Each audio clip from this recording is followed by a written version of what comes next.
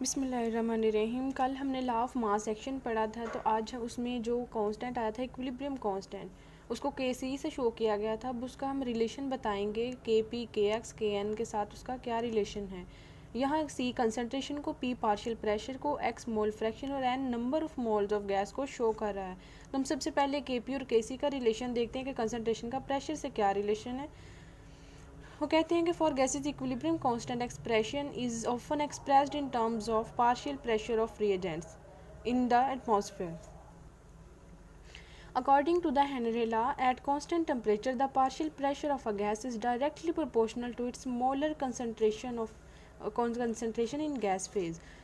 Henry law बयान करता है कि किसी चीज़ का जो गैस का हम पार्शियल प्रेशर लेते हैं तो वो मोलर कंसंट्रेशन के डायरेक्टली प्रोपोर्शनल होता है।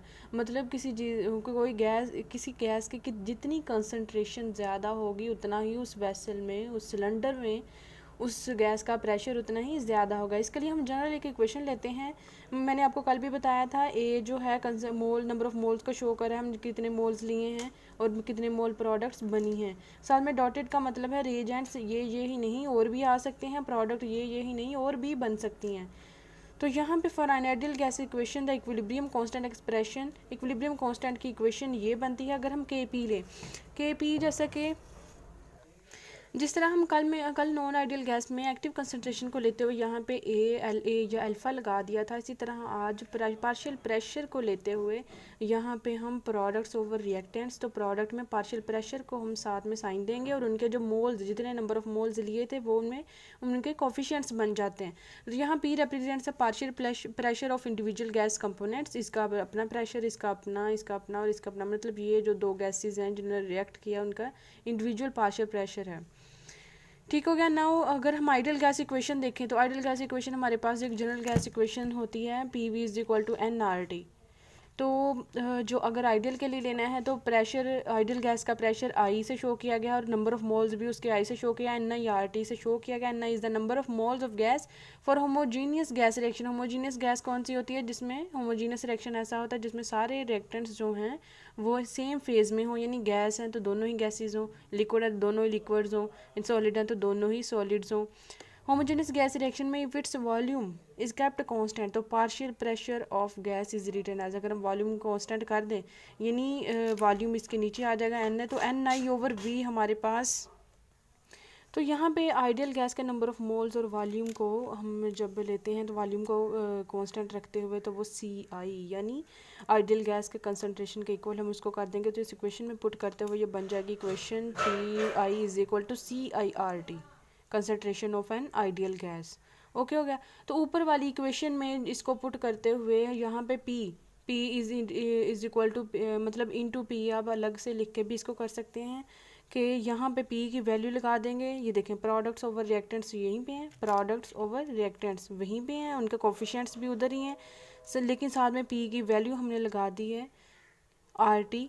ऊपर है प्रोडक्ट्स का सी प्लस टी, नीचे आर टी जो है ये again and again R T लिखने की बजाय, R T again and again लिखने की बजाय हम इसको सिंपल आर टी एक ही बार वैल्यू लगा दें, वो सबसे अच्छा है। ये बार बार लिखने से बच्चे इसको शफल भी हो सकते हैं, जी काट दें हमने इसको काट दिया तो 1 के इक्वल आ गया, ऐसा नहीं करना।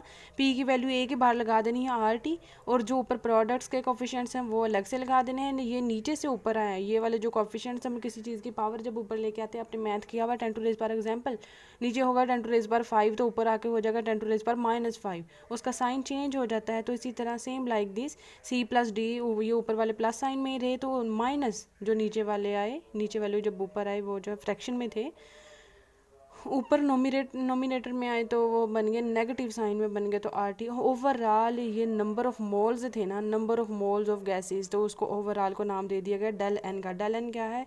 इस टोटल को कहते हैं is the change in number of moles of gas. अब बहुत सारे बच्चों के जहन में क्वेश्चन आ रहा होगा कि हमारे पास पी आई की वैल्यू थी सी आई आर टी, तो हमने सी आई क्यों नहीं लगाया? सी आई यहाँ जो सी आई है यहाँ पे वो कांस्टेंट है, यहाँ पे ये प्रोडक्ट ऑफ रिएक्टेंट जो हमने कल किया था वो के सी के इक्वल निकला ना। तो यहाँ पे सी आई भी कांस्टेंट है, उसकी जगह पे ओवरऑल के सी लगा दिया गया, क्योंकि वो भी तो कंसंट्रेशन को शो कर रहा था और ये भी कंसंट्रेशन का जो था कांस्टेंट था उसको लगा दिया गया। ये के सी के इक्वल निकला है, इसको आर टी को ओवरऑल को इस चीज़ को डेल एन कर दिया गया, यानी के P is equal to K C R T del N. इस तरह हम देखेंगे कि मोल फ्रैक्शन का पार्शियल प्रेशर से क्या ताल्लुक है। तो मोल फ्रैक्शन में इसमें डाल्टन ला आ जाता है। डाल्टन ला ने का बयान किया था कि किसी वेसल में बहुत सारी गैसेस हम जो हैं बहुत सारी मतलब ए बी सी डी ले लें, हमने क्लोज कर दी हैं, तो उसमें जो ओवरऑल टोटल प्रेशर है वो उन ऑल गैसेस के इंडिविजुअल प्रेशर के प्रोडक्ट के इक्वल होगा। तो उसमें है इसी तरह उसने बयान किया पार्शियल प्रेशर जो है partial pressure of P A, partial Dalton law क्या कहता है, partial pressure of P A gas number 1 of any gas is given by P A X A P. यहाँ पे है mole fraction of gas A, कोई एक gas उसको ए का नाम दे दिया गया, where X is the mole fraction of gas component A और P is the total pressure of the system. Total pressure किसके इक्वल है, वो इंडिविजुअल प्रेशर जो हमने उनका सम लिया है उसके इक्वल है। ऊपर वाली इक्वेशन फिर यूज़ करते हुए के पी इज इक्वल टू यहाँ पे एक्स, ये देखा पी की जगह अब लगा दिया एक्स मोल फ्रैक्शन को शो करने के लिए, साथ में हम पी की वैल्यू लगाएंगे, वही पी की वैल्यू बार बार लगाने के बजाय एक ही बार लगा देंगे और ये वाले फ्रैक्शंस ऊपर ले जाएंगे। प्रोडक्ट्स ओवर रिएक्टेंट हमारे पास के सी के इक्वल आ गई थी ना। अब हमारे पास जो है रिलेशन था के पी और के एक्स का, तो यहाँ पे प्रोडक्ट ओवर रिएक्टेंट को मोल फ्रैक्शन के इक्वल कर देंगे, मोल फ्रैक्शन के कांस्टेंट के एक्स के इक्वल आ गया और पी डेल एन वही चीज़ है जिस तरह हम पीछे लगाया। पी की वैल्यू फॉर आइडियल गैस हमारे पास P V is equal to N R T था ना, तो for 1 mole of N ideal gas 1 को हमने एन इज इक्वल टू 1 है तो उसको एन को हटा दिया तो आर टी ओवर वी बच गया। अब पी की वैल्यू यहाँ पे पुट कर देंगे R T over V del N overall. Okay हो गया। तो के पी और के एक्स का क्या रिलेशन है, ये भी डायरेक्ट रिलेशन ही निकला। तो रिलेशन बिटवीन के पी एंड के एन, अब नंबर ऑफ मोल्स के साथ उस प्रेशर का क्या ताल्लुक है उसमें हम ये देखते हैं। अब हम देखते हैं कि प्रेशर का नंबर ऑफ मोल्स के साथ क्या रिलेशन है उस कॉन्स्टेंट्स का। तो हम डाल्टन ला के याद है P A is equal to X A P, individual gas का प्रेशर, इंडिविजुअल गैस 1 जो है उसका मोल फ्रैक्शन और साथ में पी है टोटल प्रेशर। तो यहाँ पे अगर एक्स ए हमारा आ जाता है एन ए ओवर एन के इक्वल, एन ए क्या है उस इंडिविजुअल जो नंबर 1 गैस है उसके नंबर ऑफ मोल्स, और एन जो नीचे कैपिटल एन है वो total number of moles of gases को शो कर रहा है। अगर एक्स हमारा उसके इक्वल है तो हमारी वैल्यू बन जाती है P A is equal to N A over N P.